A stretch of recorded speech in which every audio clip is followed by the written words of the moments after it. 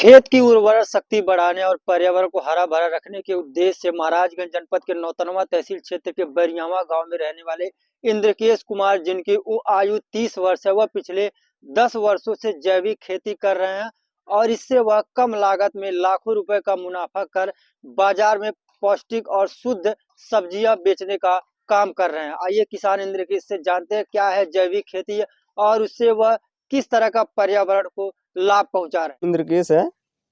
मैं राज्य सरकार बैरियावा में इस वक्त रहता हूं और यहां पर खेती जो है तकरीबन 9 एकड़ के आसपास में खेती करता हूं।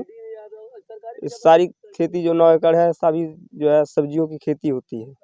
कितने वर्षों से आप? हम यहाँ रहते हैं तकरीबन 10 वर्ष हो गए हैं।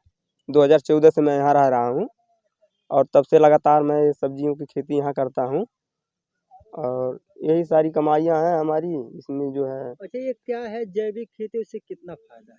जैविक खेती से देखिए कहीं ना कहीं अच्छा लाभ है, कहीं ना कहीं उससे अच्छा लाभ है और उसका जो सब्जी वगैरह है थोड़ा अच्छा होता है, उससे लाखों की कमाई भी होती है, उसमें खर्च भी होते हैं मजदूर लगा कर। देखिए इसमें लोगों ने खेत में क्या करते हैं, खेत की सफाई करने के लिए पहले तो दवा का स्प्रे करते हैं जिससे पर्यावरण खराब हो जाता है और हम क्या करते हैं उसको मजदूर लगवा कर जो भी घास वगैरह होते हैं उसको हम मजदूर के हिसाब से उसको सारे घास को सफा करवा देते हैं, क्योंकि हमारा पर्यावरण हमारे खेत में जो है तकनीकी खराब ना हो। आज क्या क्या उगाया आपने 9 एकड़ की जैविक खेती में? आपने अभी पर्याप्त मात्रा में हमारे पास 1 एकड़ बीन्स है, राजमा जिसको कहा जाता है, 1 एकड़ के आसपास टमाटर है, गोभी कुछ है, तो जिसमें कुछ खेत ऐसे हैं कि खाली अभी हैं पड़े, जो है हमारे जो आने वाला सीजन है जनवरी के बाद से स्टार्ट हो जाते हैं, तो उस खेत को तैयारी करने के लिए अभी उसको छोड़ दिए हैं, जिसमें गोबर की खाद डालना है।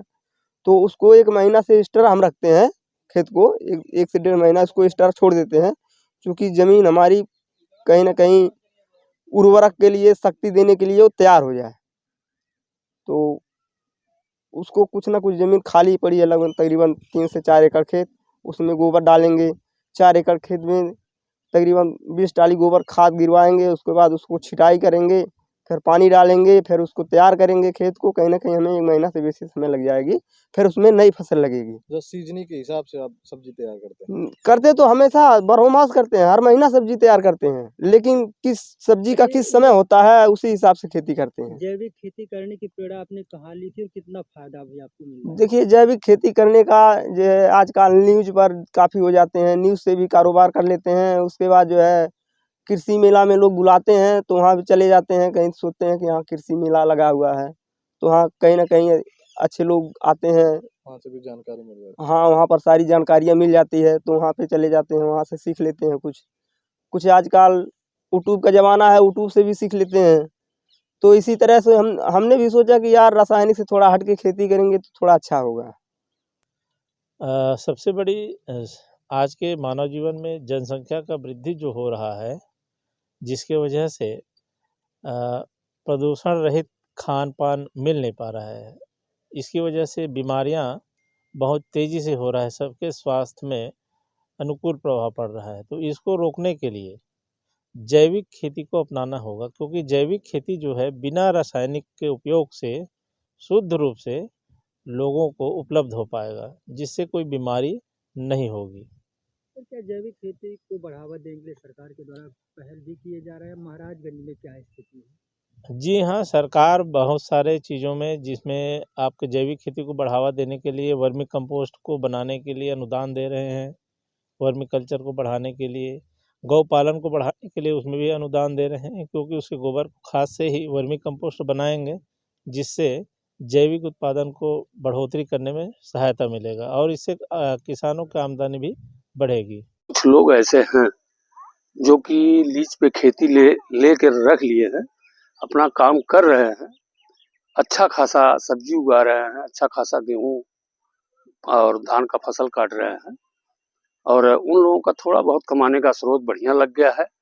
सब्जी हमारे वहाँ लगभग आपको 10 से 15 सब्जी मिलेगा, जैसे हुआ लौकी, बैगन, करेली, भिंडी, यानी अन्य सब्जियां कोई ऐसी सब्जी नहीं है जो कि ना मिले। सर जैविक खेती को किस तरह से आपके क्षेत्र में बढ़ावा दिया जा रहा है? सर जैविक खेती हमारे वहाँ एक नंबर का जैविक खेती हो, एकदम तन मन धन सब लगा कर करते हैं, जो कि उसमें लागत कम है, मेहनत ज्यादा है और एक कमाई का थोड़ा बहुत स्रोत बन गया लोगों के लिए।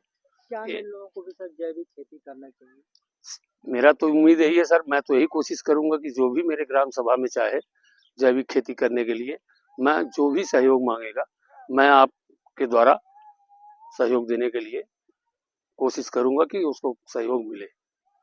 जब हमने किसान इंद्रकेश से बातचीत किया तो उनका साफ कहना है कि उन्होंने YouTube से जैविक खेती कैसे किया जाता वह सीखा था और उसके बाद वो तमाम किसान ट्रेनिंग साथ ही साथ सोशल मीडिया के जरिए इन्होंने जैविक खेती करना सीखा था। उसके बाद पिछले 10 वर्षों से 9 एकड़ का जमीन किराए पर लेकर 20 प्रकार की सब्जियां उगा रहे हैं और पर्यावरण को भी हरा भरा रखने में अहम रोल निभा रहा है। साथ ही साथ जमीन के उर्वरा शक्ति को भी जैविक खेती के माध्यम से बढ़ाने में जुटे हैं। वहीं पर तमाम जो केमिकल हैं, जो कीटनाशक दवाएं हैं, जो रासायनिक खाद है, उसका भी कहीं ना कहीं इस खेती में वह बहिष्कार करते हुए नजर आए। साथ ही साथ लोगों को जैविक खेती करने के लिए प्रेरित भी करते हुए नजर आ रहे हैं। मैं संजय कुमार जायसवाल, उत्तर प्रदेश से इंडिया अनहट के लिए।